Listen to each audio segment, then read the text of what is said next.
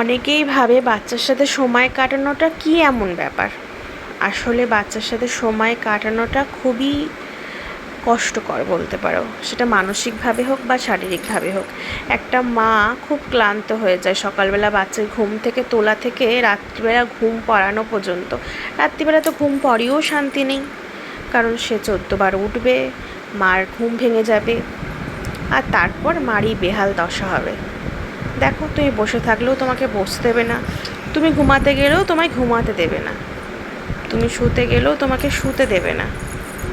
আর ওরা তো বাচ্চা, আর বিশেষ করে যাদের ছোটো ছোটো বিচ্ছু আছে, নিউবর্ন বেবি আছে, তারা তো জানোই সেই সব মায়েদের তো কষ্টের কোনো শেষ নেই। আবার কিছু মানুষ এসে তোমায় জ্ঞান দিয়ে যাবে, মানে সমস্যার সমস্যা। কী আর করা যাবে। তাও বাচ্চার সাথে সুন্দর সুন্দর মুহূর্তগুলো কাটানোর যে সুখ, সেটা বোধহয় অন্য কোথাও নেই, পৃথিবীর কোথাও খুঁজলে বোধহয় পাওয়া যাবে না। তাই সবশেষে আমরা মারা সব সহ্য করতে পারি, বাচ্চাকে নিয়ে হাসি খুশি থাকতে পারি, আর ভালো থাকতে পারি।